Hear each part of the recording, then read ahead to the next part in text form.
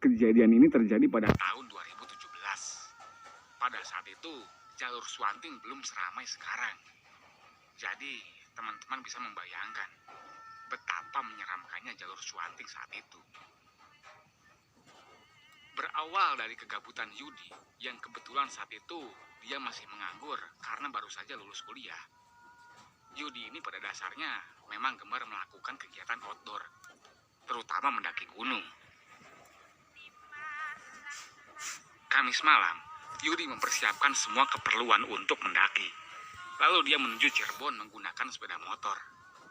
Dan singkat cerita, ketika sampai di Cirebon, waktu itu sudah menunjukkan pukul 3 dini hari. Lalu dia menuju ke rumah saudaranya yang bernama Komer. Dan sesampainya di rumah Komer, "Mer, buruan siap-siap, ikut gua." "Emang mau kemana?" "Naik Merbabu." "Hah? Gila lu, kenapa dadakan? Gua kan belum nyiapin apa-apa." "Udah, lu cukup bawa sleeping bag sama pakaian aja. Semuanya udah gua siapin." "Aduh, lo emang sinting, Yud." Akhirnya mereka berdua pun berangkat menuju base camp menggunakan mobil pribadinya Komer. Sekitar pukul 1 lebih 30 menit, mereka berdua sampai di base camp Swanting. Mereka istirahat sejenak sebelum akhirnya memutuskan untuk mulai trekking pada pukul 2:30. Perjalanan dimulai dari base camp menuju pos 1. Kurang lebih 40 menit berjalan, Yudi dan Komer sampai di Pitu Rimba, Gunung Merbabu. Kondisi pos 1 tidak terlalu ramai. Di sana hanya ada 4 orang pendaki yang ingin mendaki. Dan ada 7 orang pendaki yang saat itu kebetulan mereka mau turun. Tidak lama kemudian, keempat pendaki itu berpamitan untuk melanjutkan perjalanan duluan. Sementara Yudi dan Komer masih berada di pos 1. Setelah istirahat, Yudi dan Komer kembali berjalan menuju pos 2. Cuaca agak mendung dan kemungkinan hujan pun bisa saja terjadi.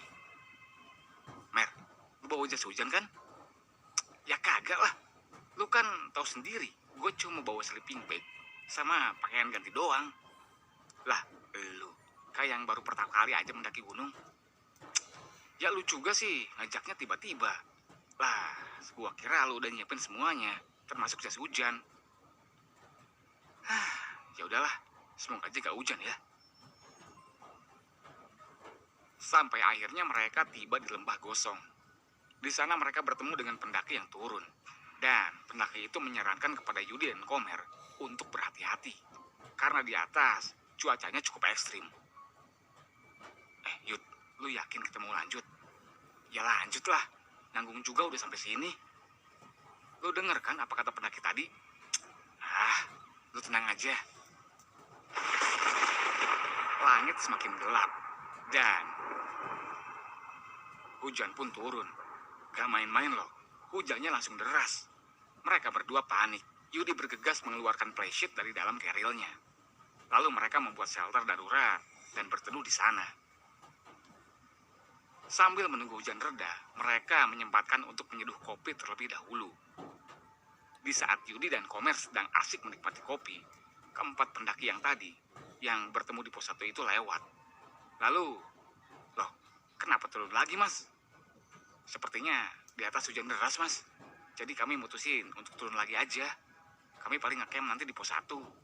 Kalau cuacanya bagus, nanti kami naik lagi. Soalnya nanti kalau kita paksain terlalu beresiko, Mas. Rombongan kita ada perempuan." "Oh, ya udah deh, Mas." Keempat pendaki itu turun kembali menuju pos 1. Sekitar 45 menit, Yudi dan Komer berada di Lembah Gosong. Saat itu, hujan sudah mulai agak reda. Setelah membereskan playsheet, mereka berdua kembali berjalan. Jalur pendakian cukup licin karena sudah diguyur hujan. Komer hanya memakai sendal gunung dan dia cukup kesulitan untuk melangkah. Bahkan beberapa kali Komer terpleset dan jatuh. Ketika mereka sampai di lembah Cemoro, di sana Yudi melihat ada pendaki yang duduk sambil bersandar di sebuah pohon. Ketika didekati, ternyata pendaki itu seorang perempuan. "Mbak, kok sendirian aja?" Pendaki itu tidak merespon pertanyaan dari Yudi. Lalu Komer berbisik kepada Yudi. "Yud, cabut Yud. Yud, lu kenapa sih, Mer? Feeling gua gak enak nih. Kayaknya itu bukan orang deh." "Alah, lu ngomong apaan sih? Jelas-jelas itu orang." Eh, lu perhatiin. Lu perhatiin ini ya. Lu mau ngapain?" Entah apa yang ada di pikiran si Komer. Si Komer mendekat ke arah pendaki perempuan itu, lalu berusaha untuk menyentuh pendaki itu. Tapi belum sempat Komer menyentuhnya, tiba-tiba pendaki perempuan itu memalingkan pandangannya ke arah Komer. Dan, "Lari, Yud! Yud, lari!" Komer langsung berlari. Sementara Yudi sempat terdiam sejenak sebelum akhirnya dia pun menyusul Komer. Yudi terus berlari walaupun saat itu jalur sangat licin. "Mer! Mer, tungguin gua, Mer!" Sekeras apapun Yudi berteriak, sepertinya Komer tidak bisa mendengarnya. Yudi mulai kelelahan karena dia menggendong keril yang sangat besar. Jadi langkah Yudi pun mulai melambat.